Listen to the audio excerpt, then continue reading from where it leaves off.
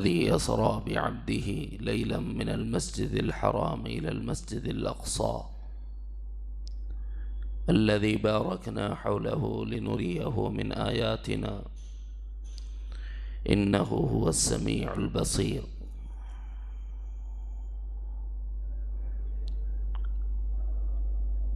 صدق الله العظيم.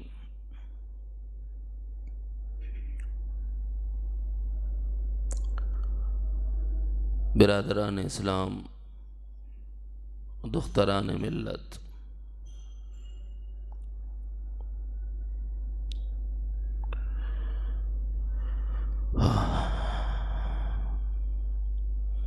आज की मजलिस के लिए एक ज़हनी खाका सामने आया था कि खुशगवार इज़्दिवाजी ज़िंदगी के लिए रहनुमा उसूल क्या है, उसको कुछ मुज़ाकरे में लाऊं। लेकिन अब इस मौजू को अगले मजलिस के लिए उठा कर रखता हूँ। इंशाअल्लाह कोशिश करूँगा कि आइंदा मजलिस में इस मौजू पर कुछ बात सामने आ जाए।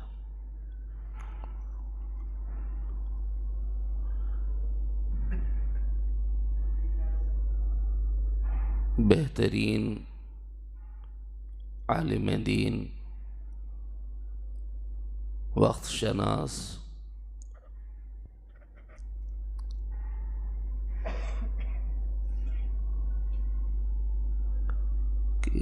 कल चूँकि हमारे पास 27 रजब है गालिबन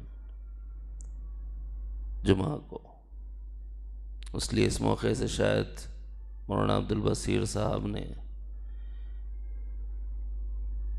एक ऐसी नात शरीफ पेश की है जिसमें नबी रहमत सल्लल्लाहु अलैहि वसल्लम सा कोई नहीं ये बताया गया है, लेकिन साथ साथ उसमें आका अलैहिस्सलाम के वाक़े मेराज का तज़किरा, आपके उरूज व कमाल का ज़िक्र है। तो ख़्याल ये हुआ कि चंद मिनट उसी मौजू पर थोड़ी सी गुफ्तगू कर लेंगे। आइंदा फिर जो मौजू आज सोचा था उसको आइंदा सुनाया जा सकता है।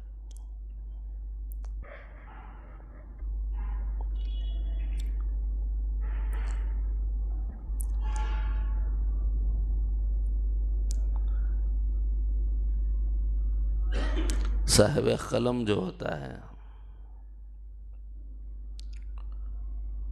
वो कैफियत को निचोड़ कर स्याही की सूरत में कागज़ पर बिखेर देता है, तो उससे लिखने वाले का गहरा उम्क़ इल्म के साथ मालूम होता है। कुछ लोग वो होते हैं जो अल्फाज को पढ़ लेते हैं, लेकिन ख़ुद वो पढ़ क्या रहे हैं उसकी मानवियत से वाकिफ़ नहीं होते, तो पढ़ते हुए कलाम में जान नहीं डाल सकते।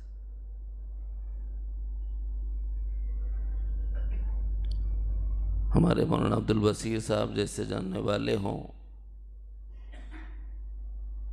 तो फिर कलाम में जान पड़ जाती है।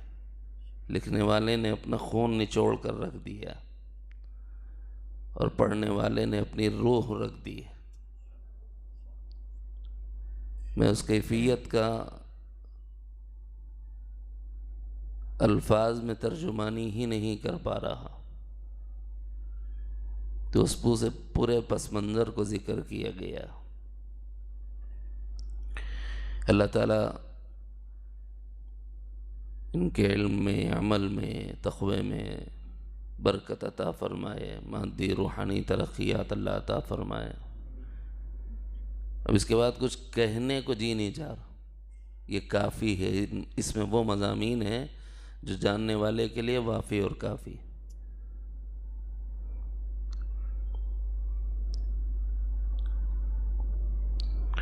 इस सिलसिले में कुछ मोटी मोटी सी बातें, शब मेराज आने वाली है, तफसील तो इंशाअल्लाह उस मौके पर सुनी सुनाई जाएंगी। उसका जो पहला हिस्सा है, कुछ वो हिस्सा मैं आपको आपके सामने रखने की कोशिश करता हूँ, क्योंकि तैयार करके ऐसा मौजू नहीं है तो तरतीब में होना भी ज़रूरी नहीं है।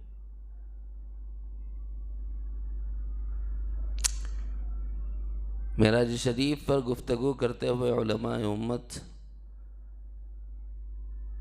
जिन जहतों पर कलाम करते हैं, उनमें से एक जहत है असबाब मेराज।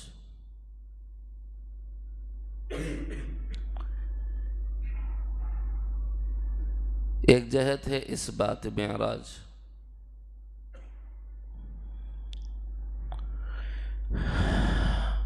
एक जहत है अवालिम बरज़ख,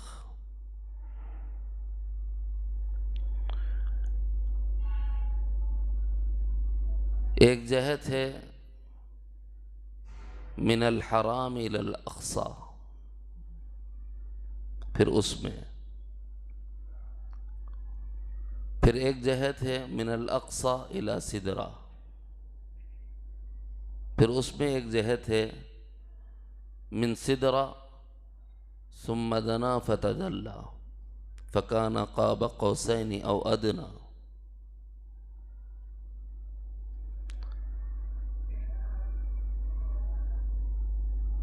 फिर रुजू अज़ मेराज एक जहत है। इतनी जहतों में से कोई जहत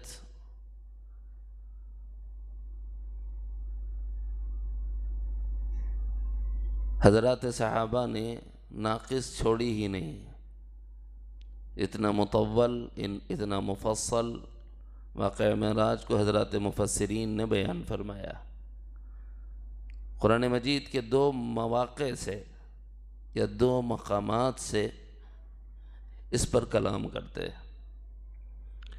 एक सूरह बनी इसराइल पारे 15 की पहली आयत से, जो लोग जहद बनाते हैं अपनी मिनल हराम इलल अक़सा, वो इस आयत मुबारका में कलाम करते हैं। और जो जहद बनाते हैं अपनी मिनल अक़सा इला सिदरा व सुम्मा दना फतदल्ला, ये दो जहतें सूरह नज्म की आयत से बयान होती है। वन्नज्मि इज़ा हवा मा ज़ल्ला साहिबुकुम व मा ग़वा व मा यंतिक़ु अनिल हवा इन हुवा इल्ला वह्युन यूहा। सैर समावात पूरा इसमें ज़म किया जाता है। बाकी सहीहैन की रिवायात भी मौजूद हैं, जिससे नबी रहमत सल्लल्लाहु अलैहि वसल्लम के वाक़े मेराज पर इस बात के तौर पर, इस बात मेराज की जहत पर गुफ्तगू होती है।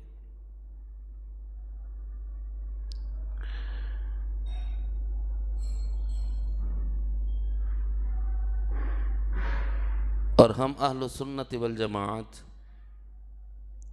वाक़े मेराज को मानते हैं कि ये नबी अलैहिस्सलाम का मौजज़ा है, और जिस्म और रूह के साथ अल्लाह ने फर्श ज़मीन से अर्श अज़ीम तक का सफ़र कराया।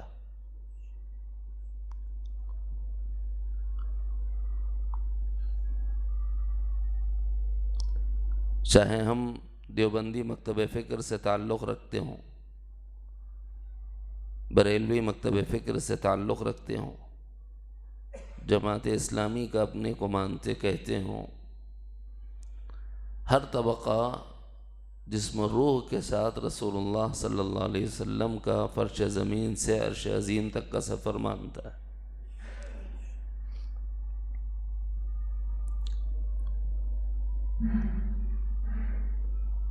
एक होता है मानना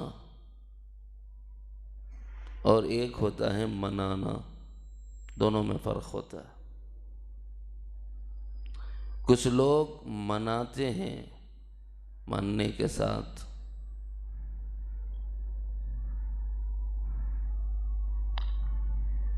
मगर उनके मनाने का जो तरीक़ा है वो दुरुस्त नहीं।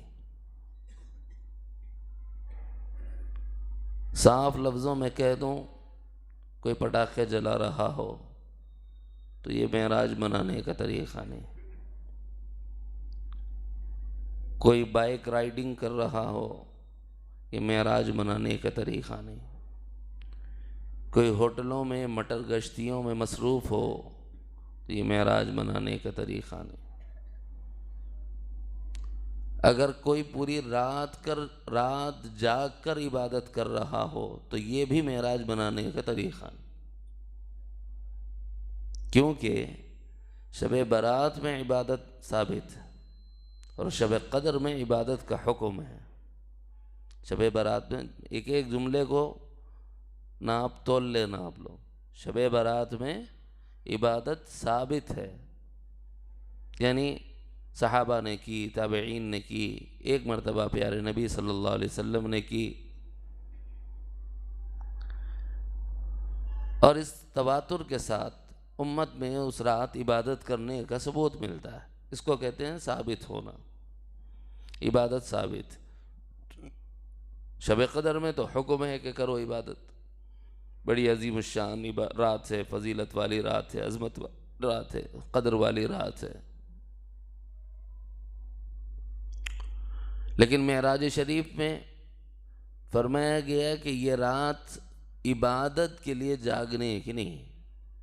हाँ, अगर कुछ देर इस रात पेश आने वाले, उस रात पेश आने वाले वाक़े का तज़किरा और उसके ज़रिए से उम्मत में कुछ असबाग दिए जा रहे हों तो इबाहत है, गुंजाइश है। चलो भाई, कम से कम इधर उधर की बातें सुनने, गीबत में पढ़ने और एक दूसरे की बुराई करने से बेहतर है कि आदमी कुछ मस्जिद के माहौल में आ जाए, कुछ दीनी मुज़ाकरा कर ले, कुछ दीन की बात समझ ले, प्यारे नबी का मकाम व मर्तबा जान ले और सुन्नतों से करीब हो जाए। तो फिर इस सूरत में इबाहत निकल आती है उस रात कुछ मुज़ाकरा कर लेने की, उससे ज़्यादा उसकी कोई जागने का हुक्म नहीं मिलता। दोनों तरीक़े बता दिए। न पटाखे जलाने से मेराज मनाना साबित है और न दुरुस्त है, और न बाइक राइडिंग करना, न होटलिंग करना, न चबूतरों को रात भर जागने के लिए आरास्ता करना, ये सब हमारे नौजवानों की खुराफात है। ये रात उस लिए नहीं है। हाँ, कुछ दीनी मुज़ाकरा करना चाह रहे हैं, उसकी गुंजाइश है, फिर सो जाइए, यही हुक्म है। क्योंकि उस रात नबी ने नहीं किया कोई इबादत का काम और सहाबा ने नहीं किया कोई इबादत का काम। लेकिन ये है कि वो रात ऐसी अजीम शान है कि हक़ तआला जल्ल शानहू ने अपने महबूब को फ़र्श से उठाकर अर्श तक पहुँचा दिया। तो एक सवाल पैदा होता है, क्यों पैदा होता, क्यों?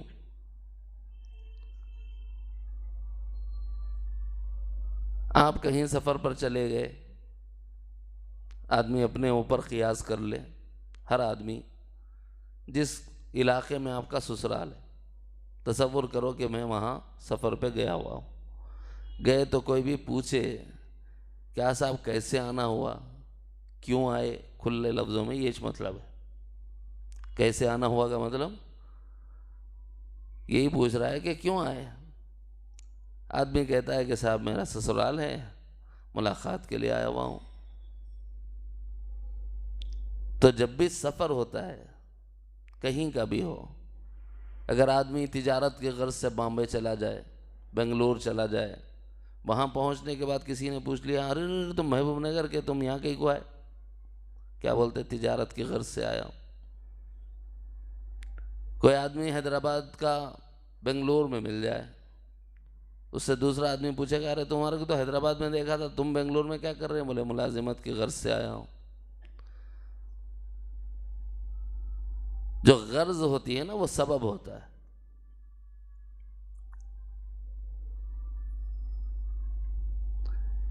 कोई आदमी बिला वजह सफ़र नहीं करता,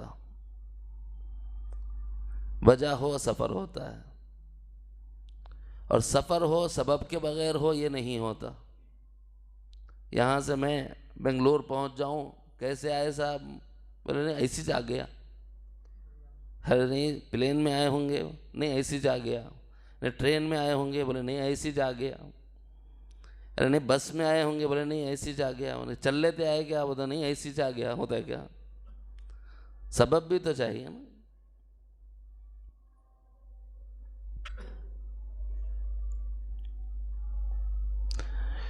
और उन असबाब के लिए इल्लत चाहिए होती है, वजह चाहिए होती है। इतनी मशक्क़त का सफ़र करेगा ही को, कुछ तो है, फिर आदमी खुलता है। यही मामला मेराज शरीफ का है। इसको उलमा कहते हैं असबाब मेराज। इस मेराज को अल्लाह ने इसलिए कराया, इस उरूज को इसलिए इनायत फरमाया ताकि उम्मत को बताया जाए कि इस नबी का मकाम व मर्तबा क्या है।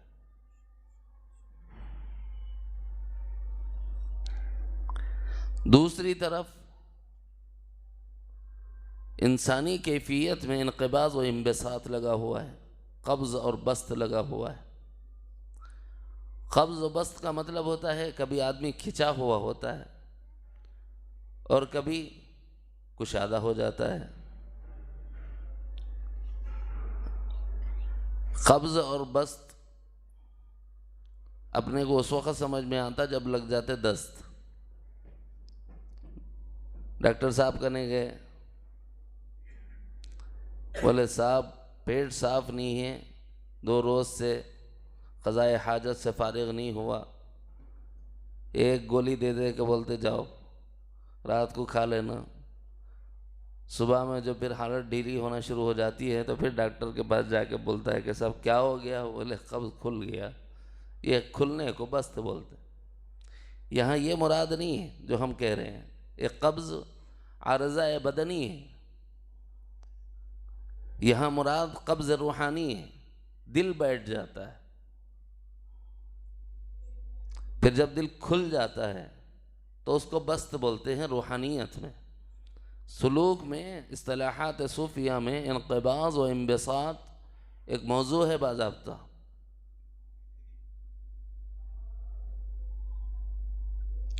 कब्ज़ वाली कैफियत में क्या होता है?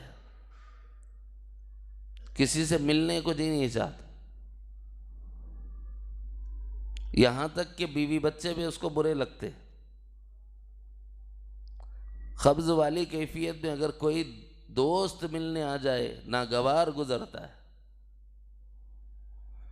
कब्ज़ वाली कैफियत में तिजारत को जी नहीं चाहता, कब्ज़ वाली कैफियत में मुलाजमत को जी नहीं चाहता।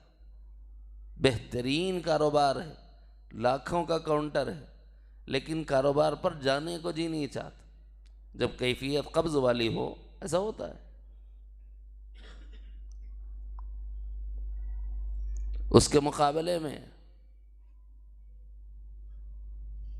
हर आने वाले को सलाम कर रहा है, उसकी खैरियत ले रहा है, उसको बिठा रहा है, उसके मकाम व मर्तबे के एतबार से उसकी ताज़ीम व इकराम कर रहा है।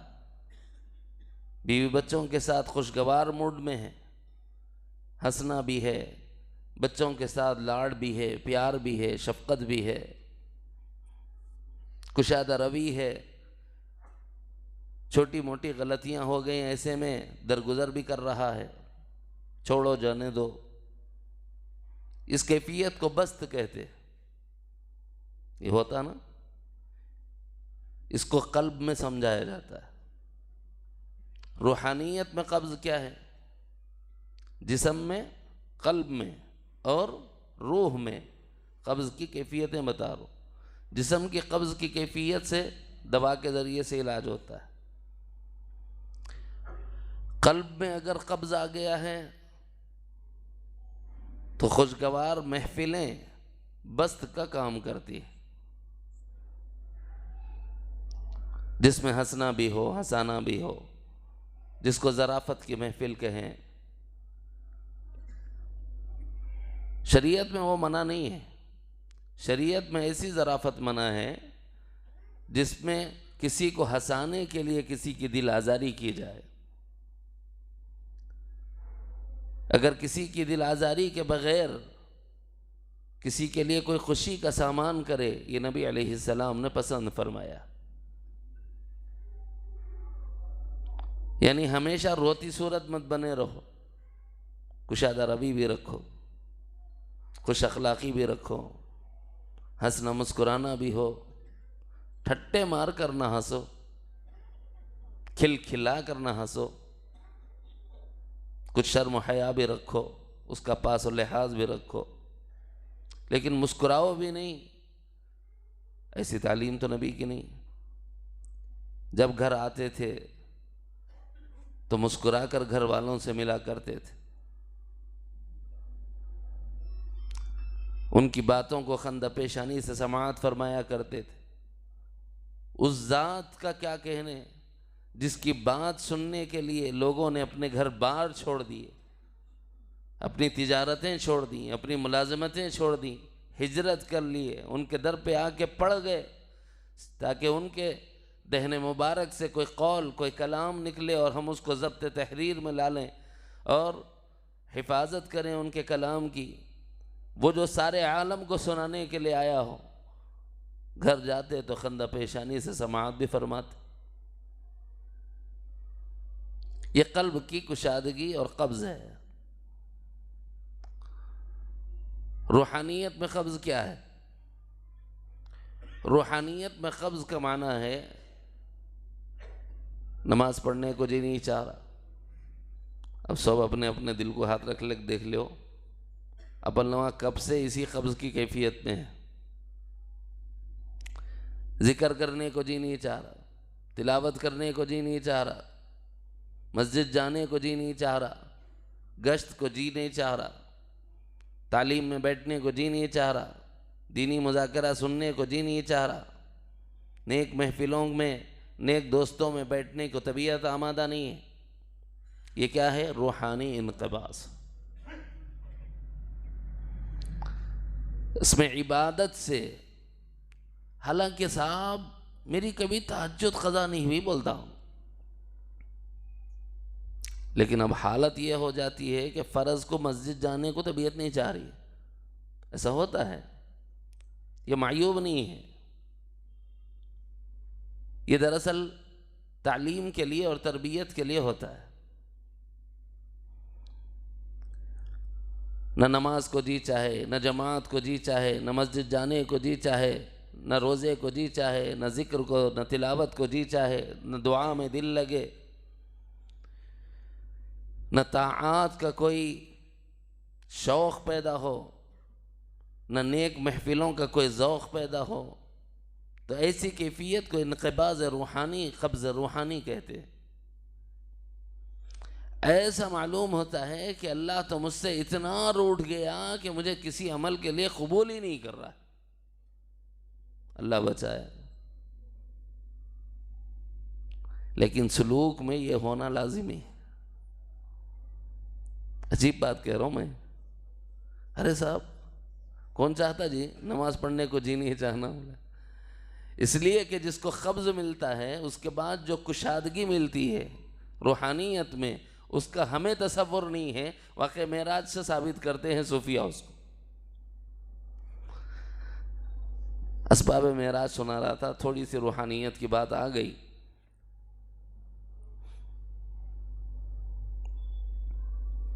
मक्का मुकर्रमा की सरजमीन है।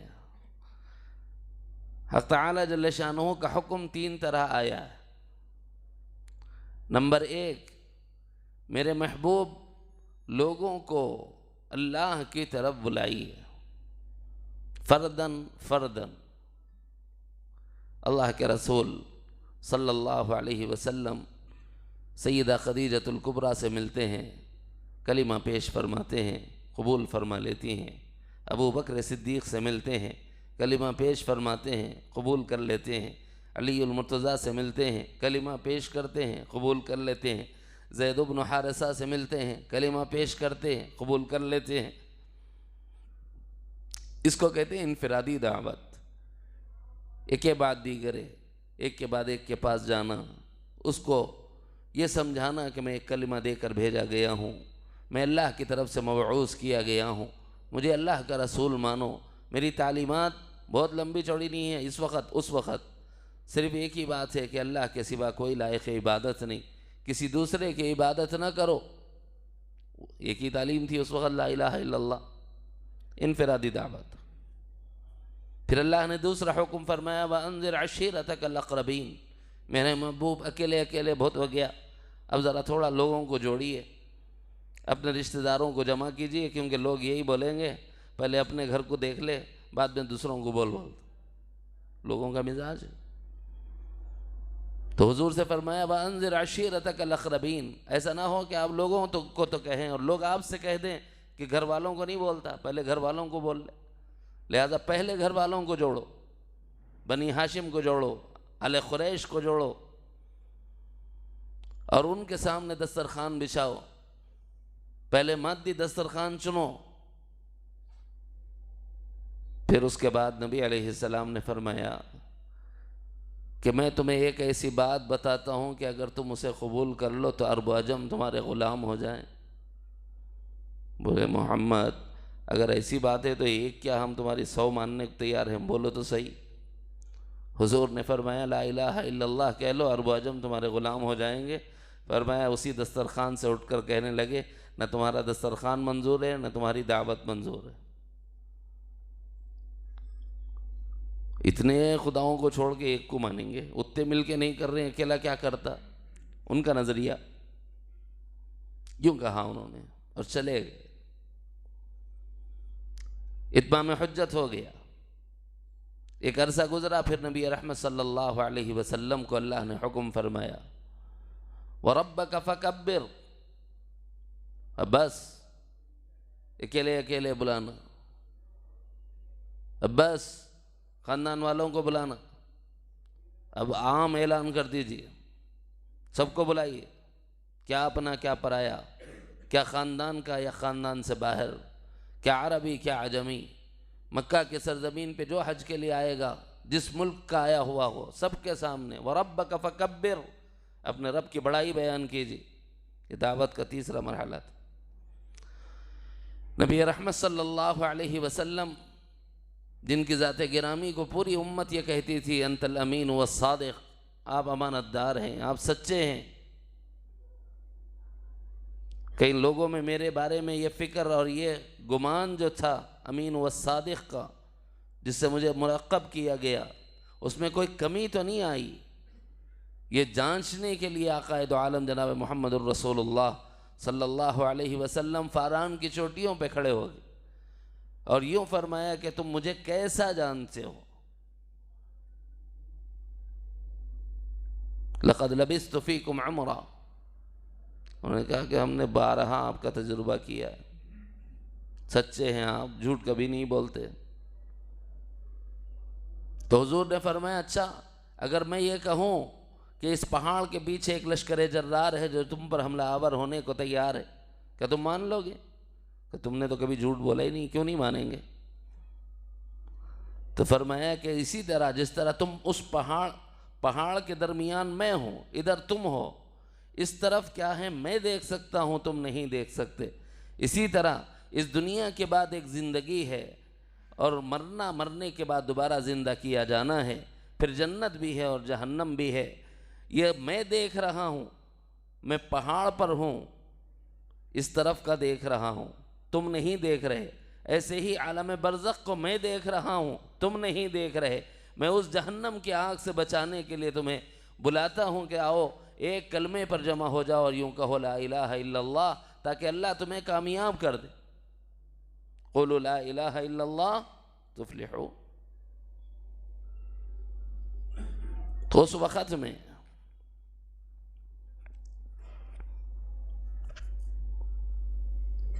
एक शख्स आगे बढ़ा,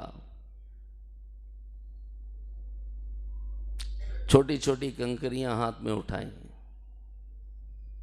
जिसको हम कंकरे बोलते हैं। उसको उठाकर चेहरे अनवर की तरफ उसने फेंक दिया।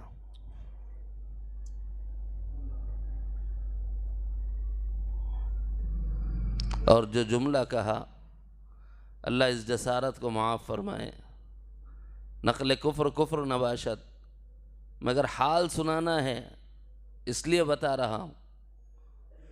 उसने ये कहा, तब्बन लका या मोहम्मद लिहाजा जमाअतना, मोहम्मद तुम हलाक हो जाओ, क्या तुमने हमें इसलिए जमा किया था? ज़रा सोचो, 1 मिनट पहले जिन्होंने कहा था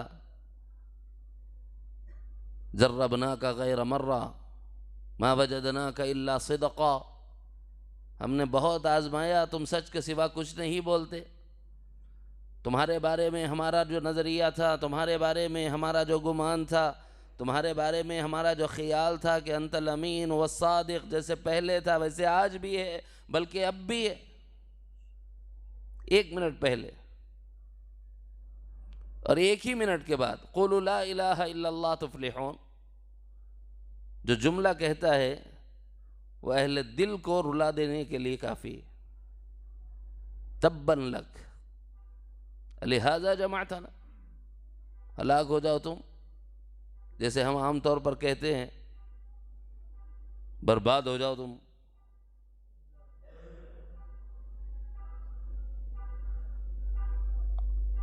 ज़रा सोचो उस वक़्त दिल पर क्या गुजरी होगी। नहीं समझ में आया तो तसव्वुर करो, एक मंज़र आपके सामने करता हूँ अमसला के ज़रिए से, मिसाल के ज़रिए से।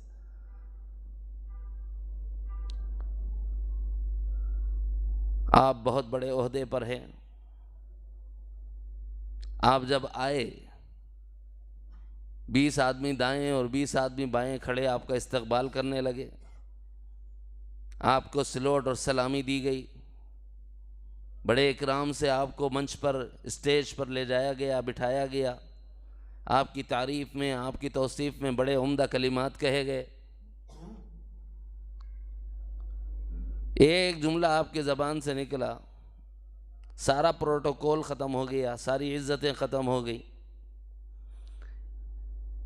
लोग आपको सलामी देने को भी तैयार नहीं, सिलोट करने को भी तैयार नहीं, आपका जैसे इस्तकबाल किया वैसे आपको रुखसत करने को भी तैयार नहीं, सिर्फ एक जुमले की वजह से। आदमी का आते हुए दिल की कैफियत क्या होती है और जाते हुए दिल की कैफियत क्या होती है, तसव्वुर करो।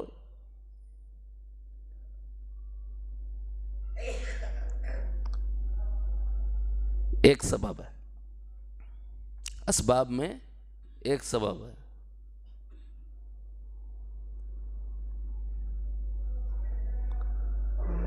नबी रहमत सल्लल्लाहु अलैहि वसल्लम दीन की दावत देने लगे तो हुजूर अलैहिस्सलातु वस्सलाम पर कुछ लोग ईमान लाए और कुछ लोग आपके मुनकिर रहे। सब जानते हैं इनकार करने वालों में अबू जहल पेश थे। अबू लहब पेश था।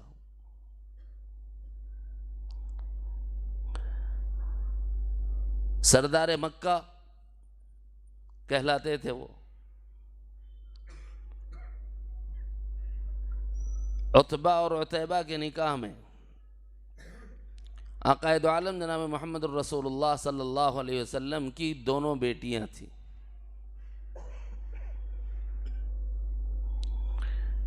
इधर आपके कलिमे की वजह से सरदार ने अपने बेटों को बुलाया और यूं कहा, अगर तुम मेरे बेटे हो, मोहम्मद की बेटियां तुम्हारे निकाह में नहीं रह सकती, फौरी उन्हें तलाक दे दो। आने वाहिद में बिला कसूर के कलिमे की दावत की वजह से सैयदना मोहम्मद रसूलुल्लाह सल्लल्लाहु अलैहि वसल्लम की बेटियां मुतल्लका हो गई।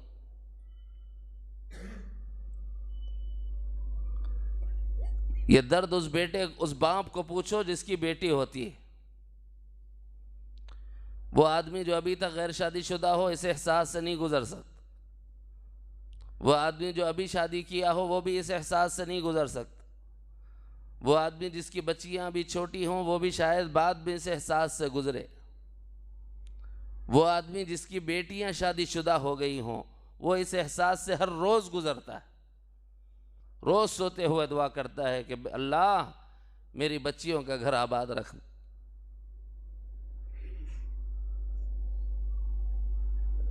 क्यों? बड़े जालिम लोग हैं, बड़े जाबिर लोग हैं।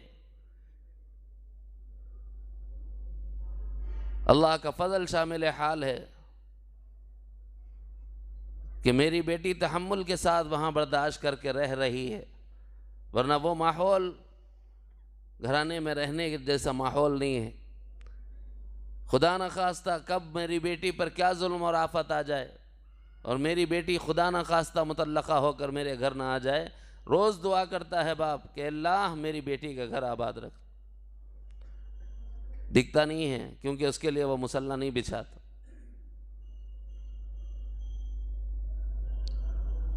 दिल तड़पता रहता है, बेकरारी का आलम होता है। बेटी का कोई कसूर ना हो, खाती खिलाती हो, पकाती हो, धोना धुलाना पूरा करती हो, बर्तन साफ़ हों, कपड़े साफ़ हों, वक्त पर शौहर को घर भी भेजती, कारोबार पर भी भेजती हो, बच्चों को स्कूल भी भेजती हो, सारे घर का निज़ाम संभाली हुई हो, इधर मर्द को ऑफिस भेजे, उधर बच्चों को स्कूल भेजे, अगर घर के सरपरस्त मौजूद हों उनकी खिदमत भी करती हो, उन्हें खिलाती पिलाती नहलाती धुलाती भी हो, सब करती हो, फिर बग़ैर किसी कसूर के अगर सिर्फ जज्बात में आकर कोई आदमी उसकी बेटी को तलाक दे दे तो बताओ उसके दिल पर क्या गुजरती है। दिल छलनी हो जाता है। कोई एक कसूर तो बताओ साहब मेरी बेटी का, कोई एक जुर्म तो बताओ मेरी बेटी का। क्या जुर्म था मेरी बेटी का कि तुमने एक तलाक देकर भेज दिया?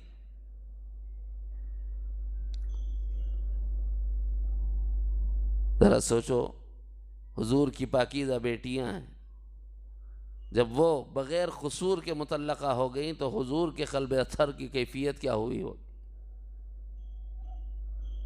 दिल फट जाता है।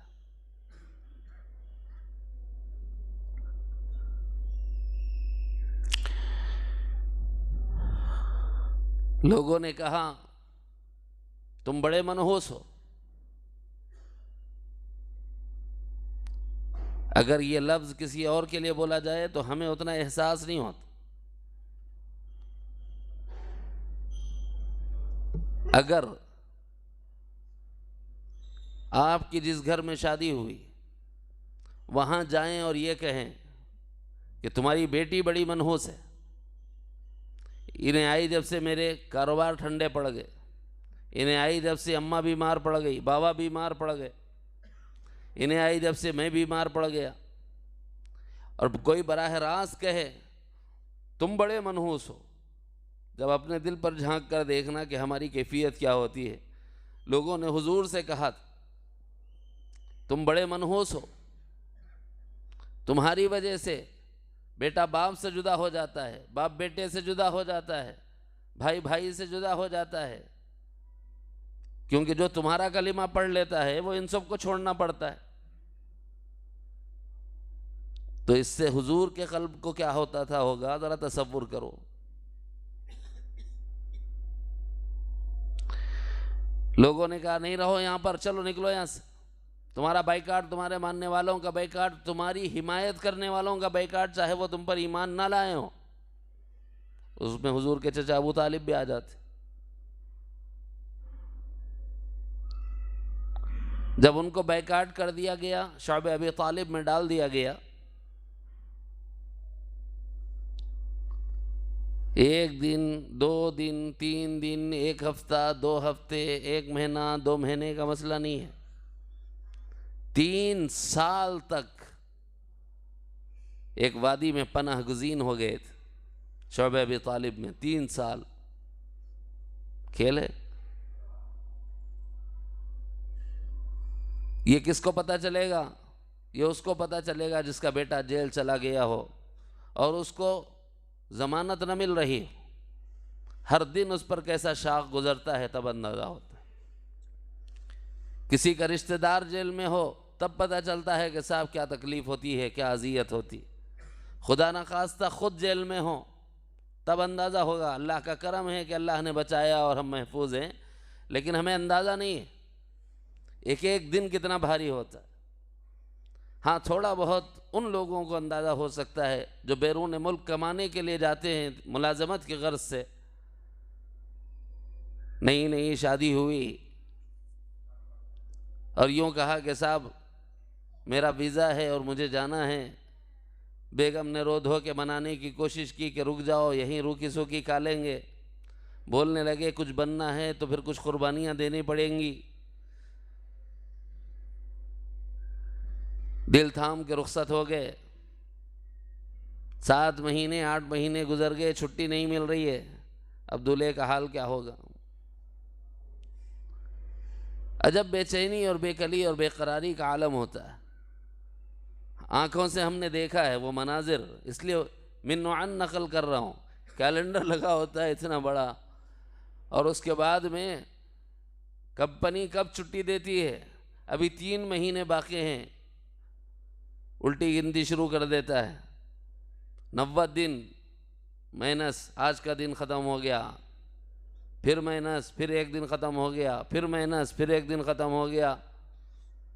एक एक दिन पर क्यों साहब, ये मुसीबत के अय्याम हैं, गुजर जाएंगे तो घर वालों से जाके मिल लूँगा, बीवी से मिल लूँगा, माँ बाप से मिल लूँगा, भाई बहनों से मिल लूँगा, दोस्त अहबाब से मिल लूँगा, अपने मुल्क की आबो हवा में और उसकी फ़ज़ा में रह लूँगा। इस उम्मीद में बंदा एक एक लम्हा काटता है।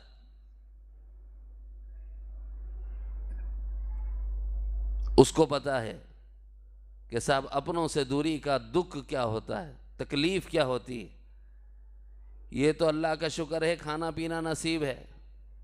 शोबे अबी तालिब की 3 साल तक घाटी में रहने के दरमियान चंद दिनों तक किसी ने कोई चीज़ दूर से फेंक दी और इन लोगों ने उठा ली और खा ली तो खा ली, वरना रोज़ा।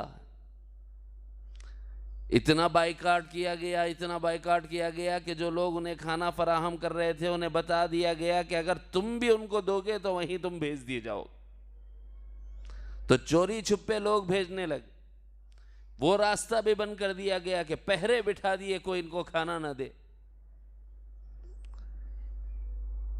जब बच्चों की सिसकियां निकलती हैं, माएँ तड़प जाती हैं, अपनी आगोश में उठाकर अपना खून जिगर दूध की सूरत में पिलाना चाहती हैं, सीने खुश्क हैं। क्यों? कोई निवाला अंदर जाएगा तो जान आएगी और कुछ दूध आएगा तो बच्चे को खिला पाएंगे। जब बच्चा रोता है, माँ बेकरार हो के तड़प जाती है। बच्चों का तड़पना माँ को रुलाता है और बच्चे की माँ का रोना शौहर को रुलाता है। ये कैफियत है, सब पर आ सकती है। ये कैफियत आई नबी रहमत सल्लल्लाहु अलैहि वसल्लम के मानने वालों पर और आपकी हिमायत करने वालों पर। रिवायात में आया है कि आका अलैहिस्सलाम ने फरमाया कि एक चमड़ा उबाल लेते थे। चमड़ा नहीं समझ आया? ईद उल अज़हा में बड़े गोश्त काट देते हैं और घर घर गोश्त लेके जाते हैं, चमड़ा किसी को नहीं देते, घूड़ पे फेंक देते हैं। आजकल मदरसे वाले भी नहीं ले रहे हैं साहब, कई को बोले तो वो बेचने गए तो पेट्रोल को उससे ज़्यादा लग जा रहे हैं।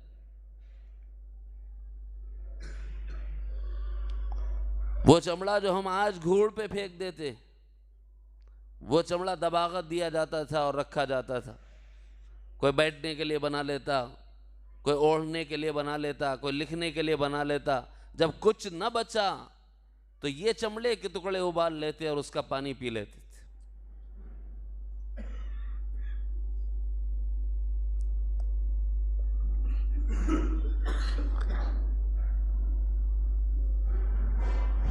ये गम कम है, हल्का है। खदीजतुल कुबरा राजदार रसूलुल्लाह, गमगुसार रसूलुल्लाह, जिनसे अल्लाह रब्बुल इज़्ज़त ने आपकी तस्कीन का सामान फरमाया, वो रहलत फरमा गई, अभी इस मुसीबत से नहीं निकले। वो चचा जिसकी हिमायत की वजह से आप मक्का मुकर्रमा के सरजमीन पे थे, वो रहलत फरमा गए, अबू तालिब का इंतकाल हो गया। क्या दुख नबी अलैहिस्सलाम को हुआ होगा।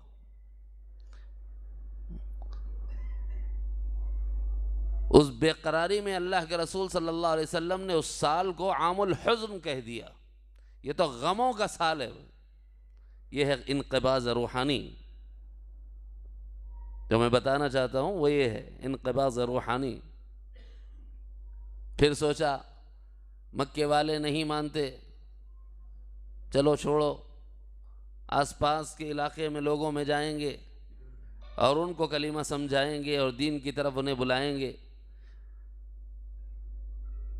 ताइफ की सरजमीन पर तशरीफ़ ले गए। वहाँ के लोगों ने कहा कि ओह अल्लाह मियाँ को तुम ही मिले नबी बनाने के वास्ते। ये दो बड़े वादियाँ हैं, मक्का और ताइफ, क्या इनके सरदारों में से कोई नहीं मिला कि उसको नबूवत दी जाती। ये कहने लगा कि आप अगर झूठे हैं तो आपसे बात करना मेरी शान के खिलाफ। एक कहने लगा कि आप वो बात कर रहे हैं जिस बात को कभी कबूल नहीं किया जा सकता। फिर चंद औबाशों को पीछे लगा दिया कि उन्हें हमारी बस्ती से बाहर निकाल दे।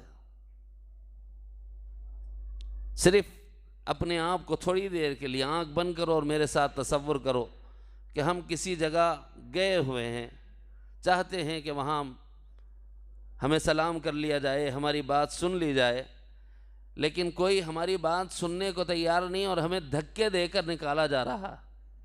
हमारे दिल की क्या कैफियत होगी। कभी एमएलए के ऑफिस चले जाते हैं, एमपी के ऑफिस चले जाते हैं, सीएम पीएम के ऑफिस चले जाते हैं, रिश्तेदारों के पास चले जाते हैं ताकि हम अपनी कोई बात सुना सकें, तो वहाँ पर हमें सुनना तो दूर, हमें धक्के मारा जा रहा। तसव्वुर करो अगर हमें धक्के मारा जाए और हटाया जाए, कैसा लगेगा। ऐसे बेशुमार वाक़यात हम मसाजिद में देखते ही रहते। मस्जिद के पास चप्पलों की तरफ दौड़ लगाते हुए जब लोग जाते हैं, किसी का धक्का किसी को लग जाता है तो माँ बहन की शुरू हो जाती। एक तूफान बदतमीजी बपा हो जाता है। क्यों साहब धक्का मार दिया, किसको मारा धक्का।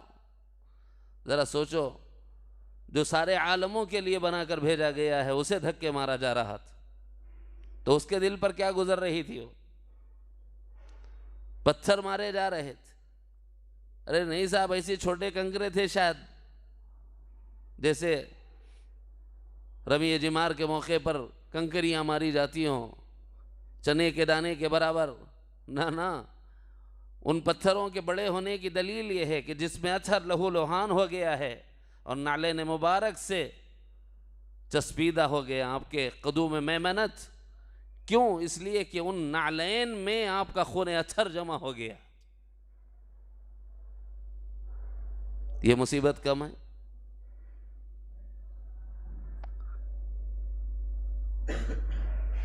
इसको कहते हैं बर्दाश्त की इंतहा। इसको इनक़िबाज़ रूहानी की इंतहा कहते हैं। जब अल्लाह कभी इनक़िबाज़ रूहानी देता है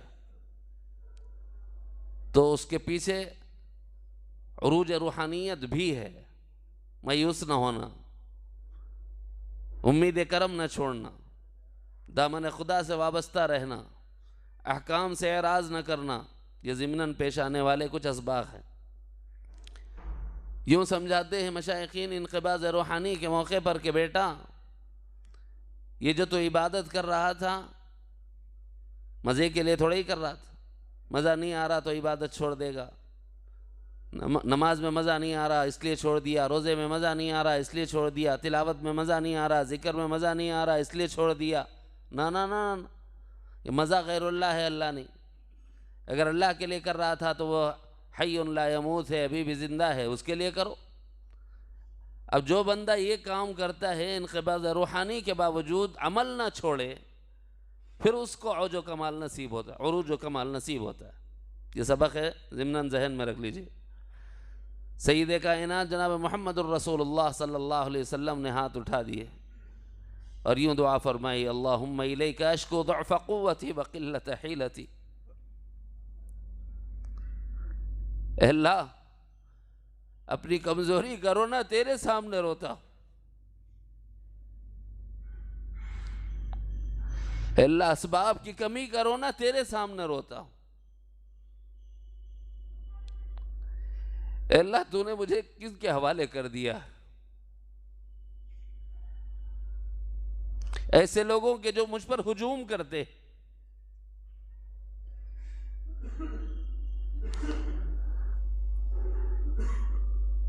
मलाइका ने समझ लिया कि अब आई बला। हक़ तआला जल्ल शानुहु से हुक्म लेकर ज़मीन पर आए जिब्रील अमीन भी, मलिकुल जिबाल भी। कहने लगे या रसूलुल्लाह सल्लल्लाहु अलैहि वसल्लम, इजाज़त मरहमत फरमा दें, क्या करोगे? ये ताइफ के जो पहाड़ हैं इन दोनों को बिला दूंगा, ताकि ये अहले ताइफ जिन्होंने आपको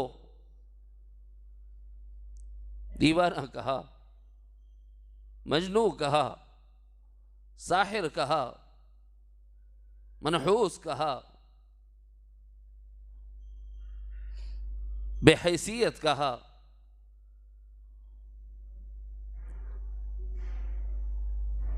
आपके पीछे बच्चे लगाए, आप पर पत्थर बरसवाए, या रसूलल्लाह इजाजत दे दे हम इन्हें पीस दे अभी।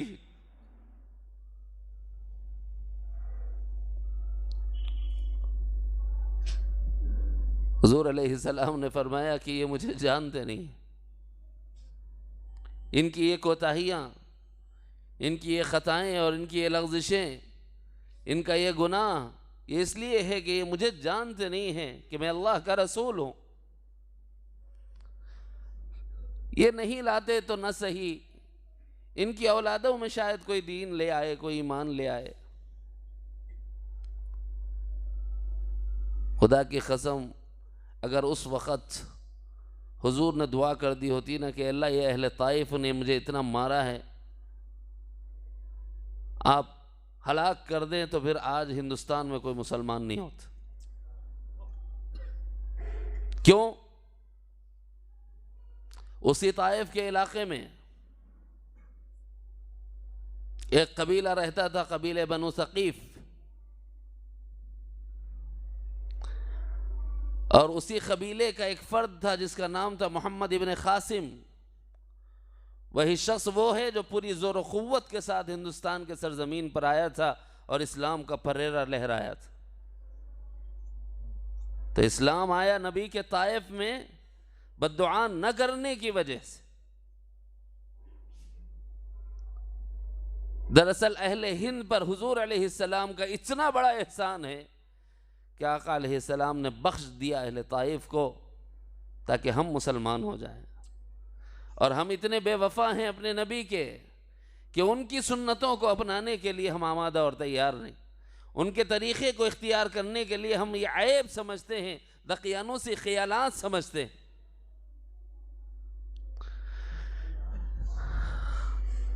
जब ज़िल्लत की इंतहा हो गई, पस्ती की इंतहा हो गई, किसी ने शायर कहा, किसी ने साहिर कहा, किसी ने मजनू कहा, दिल टूटता गया, बिखरता गया, टूटता गया, बिखरता गया। हज़रत अब्दुल्ला शाह साहब नक्शबंदी रहमतुल्लाहि अलैह फरमाते हैं कि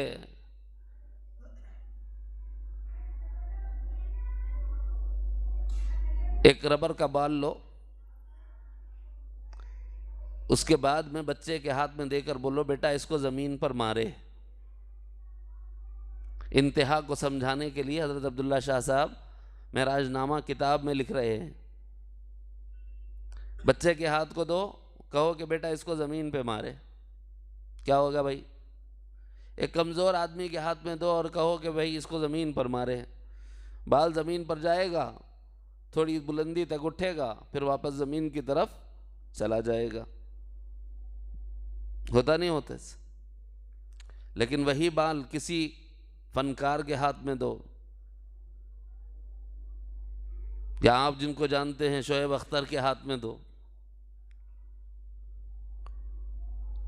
या आप अपनी पूरी जवानी की क़ुव्वत जमा करके उसको ज़मीन पर मारो, फिर कितनी परवाज़ मिलती है, बाल कितनी ऊंचाई तक जाता है।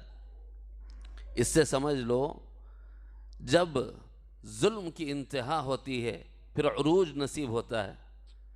जुल्म में जब शिद्दत होती है तब कमाल की इंतहा होती है।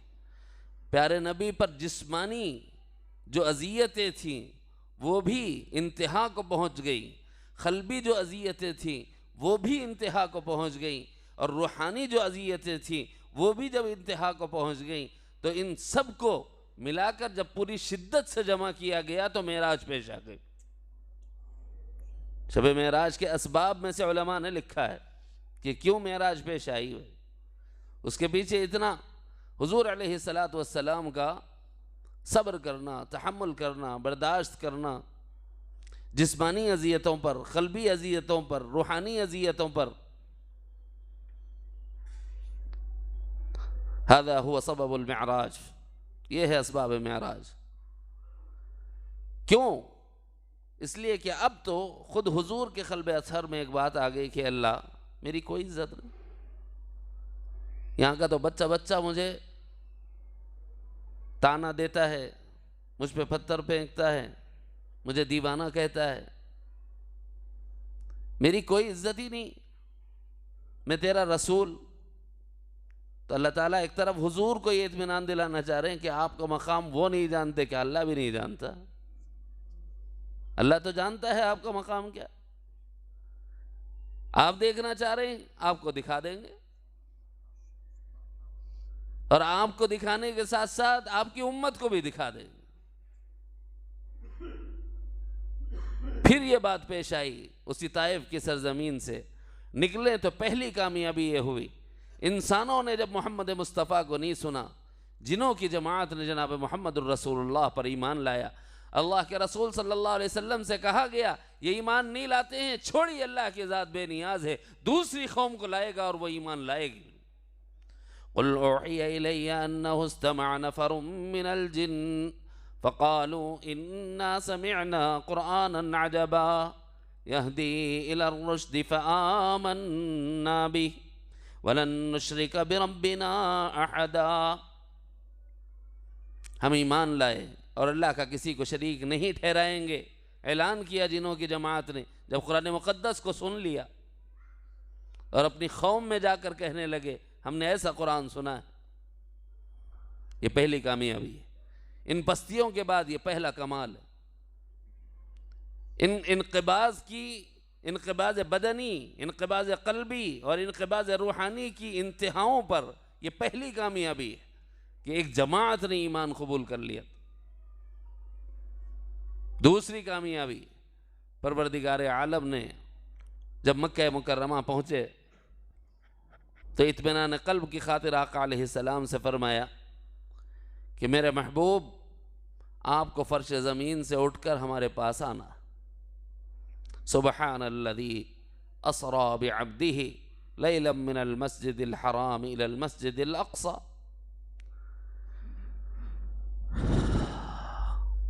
समझ आ गई कुछ? बाकी मेराज की रात, आज सिर्फ वक़्त हो जाने की वजह से इसमें से जो असबाक़ हैं वो देना चाहता हूँ।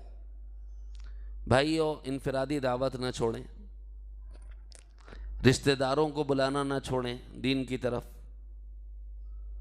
अवाम को दीन से गाफिल न रखें, चाहे वो मुसलमान हो उन्हें इबादत की दावत दो, चाहे गैर मुस्लिम हो उन्हें तौहीद की दावत दो। ये मुस्तफ़ा करीम सल्लल्लाहु अलैहि वसल्लम का तरीक़ा। जब तुम इस काम पर आओगे तो हालात आएंगे तुम्हारी ज़ात पर भी, तुम्हारे ख़ानदान पर भी, जैसे हुजूर की बेटियों पर हालात आए, और तुम्हारे अपने इर्द गिर्द रहने वाले तुम्हारे मुआविनीन पर भी। ऐसे में दीन न छोड़ बैठना, साबित कदम रहना। इसके बाद वाले मरहले में इनक़िबाज़ की शिद्दत हो जाती है तो बाज़ ये कह के निकल जाते हैं, बहुत देख लिए नमाज़ें पढ़कर, रोज़े रख कर, ज़कातें निकाल कर, हज करके, ज़िक्र करके, तिलावत करके, वज़ाइफ करके, रात दिन देखा, बस बेजार हो गया साहब कर करके। हुजूर ने ये नहीं किया और हमें करना भी नहीं चाहिए। हम उनकी उम्मती हैं। इन शिद्दतों में क्या सबक लें? मशाइखीन कहते हैं कि इनक़बाज़ रूहानी इन्फ़िताह व इंबिसात का ज़ीना है, उरूज और कमाल का ज़ीना है, बुलंदियों पर परवाज़ का ज़ीना है। लिहाजा ऐसे हालात में इबादत से तगाफुल ना हो, चाहे वो मज़ा आए ना आए, हमारा काम किए जाओ।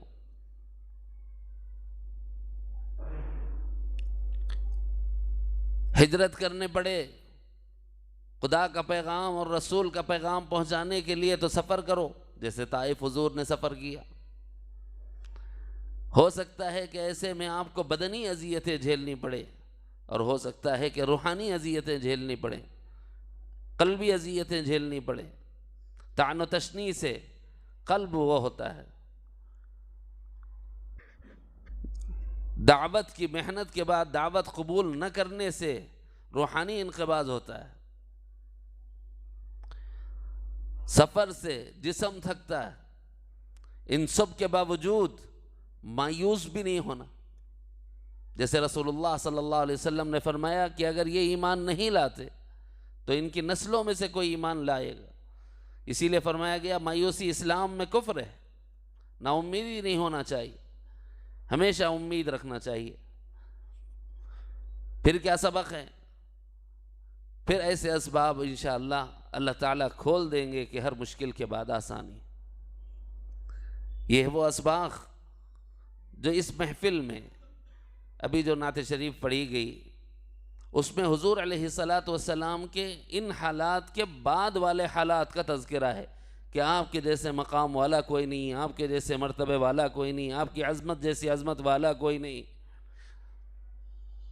यहाँ तक कि जिब्राईल भी एक मकाम पर जाकर रुक जाता है और ये कहता है कि या नबी अल्लाह, इसके आगे मेरी परवाज़ नहीं। उससे आगे ख़ुद जनाब मुहम्मदुर रसूलुल्लाह सल्लल्लाहु अलैहि वसल्लम आगे सफ़र फरमाते हैं। यहाँ तक कि जो हालात मैंने सुनाए हैं इसके बारे में उलमा उम्मत ने लिखा है ये असबाब मेराज हैं। ये दबाया जाना है ज़मीन की तरफ, ये दबाया जाना है पस्तियों की तरफ, ताकि अल्लाह के रसूल सल्लल्लाहु अलैहि वसल्लम को उरूज और कमाल अता फरमाए। और ये जो उरूज और कमाल है आका अलैहिस्सलाम को दिया गया, आपकी तसल्ली इसमें कैसे हो गई? जब आप जा रहे हैं तो जिब्राईल भी मिकाईल भी आपकी बुर्राक की लगाम पकड़े हुए हैं, फरिश्ते कतारों में खड़े हुए हैं, आसमानों में आपकी आमद पर खुशियाँ मनाई जा रही हैं। सिदरा पर फरिश्तों का जब गफ़ीर हुजूम किया हुआ है, इंद सिदरतिल मुंतहा फगश्शाहा मा गश्शा, छा गया जो कुछ छाना था। क्या था वो फरिश्तों का हुजूम था जो उमड़ आया था। काहे के लिए? उस रुख़ अनवर की ज़ियारत के लिए।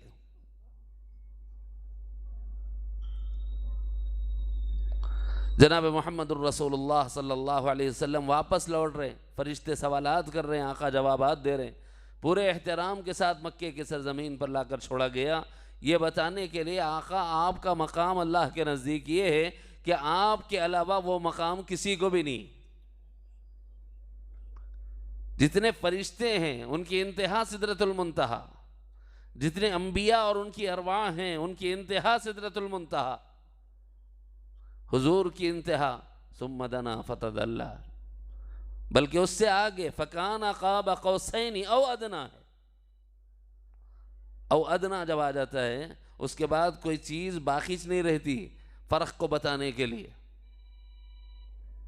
इतना क़ुर्ब अल्लाह ताला ने अता फरमा दिया। क्यों इस तरफ हुजूर को बताया? जब वापस तशरीफ़ लाए, कुरान मजीद उतार दिया, सुब्हानल्लज़ी असरा बिअब्दिही लैलन मिनल मस्जिदिल हराम इलल मस्जिदिल अक़सा अल्लज़ी बारकना हौलहु लिनुरियहु मिन आयातिना इन्नहु हुवस समीउल बसीर। ये कुरान क्यों दिया? शायद हुजूर अपने इजहार में कि मैं एक ऐसी शख्सियत हूँ कि फर्श ज़मीन से अर्श अज़ीम तक जाकर आ गया, लोगों से कहेंगे तो लोग शायद ना माने। और हुआ भी ऐसा ही। सिवाय अबू बकर के उस वक़्त तस्दीक करने वाला कोई नहीं था।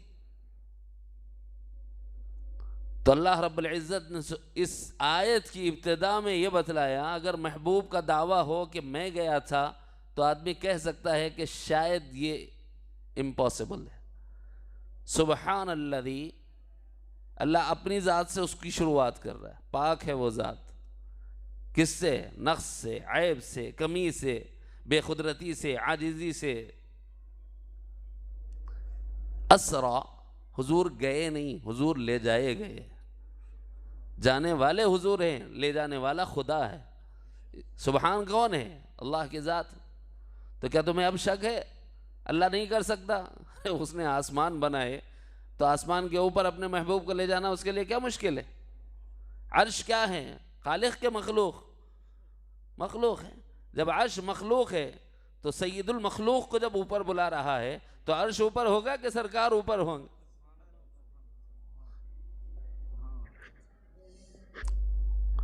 हमारे शेख हज़रत शाह सूफ़ी ग़ुलाम मोहम्मद साहब नव्वर अल्लाहु मरक़दहू ने इस मंज़र को बड़े अजीब अंदाज में बयान फरमाया। नालैन पहने अर्श पे पहुँचे हैं जब हुजूर। यहाँ ये इसलिए कहा क्योंकि हुजूर का उम्मे हानी के मकान से निकलते हुए नालैन पहनना साबित है रिवायत। तो नालैन पहन के सफ़र शुरू हुआ, अक़सा में इमामत फरमाई, नालैन नहीं उतारे। यहाँ तक कि सिदरतुल मुंतहा तक के सफ़र का तज़किरा मिलता है, नालैन उतारने का जिक्र नहीं मिलता।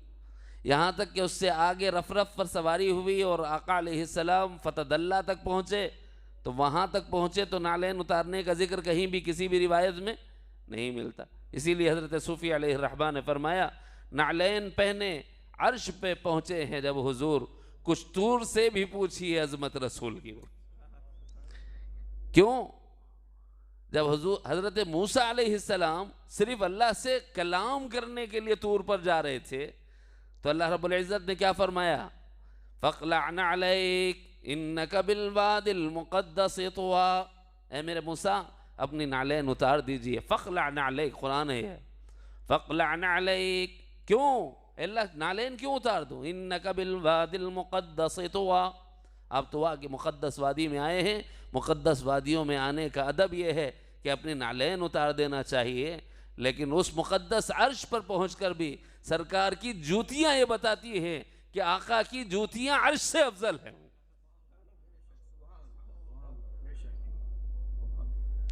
बात बहुत दूर जाएगी यार, बाकी मेराज में सुन लो मौलियों से।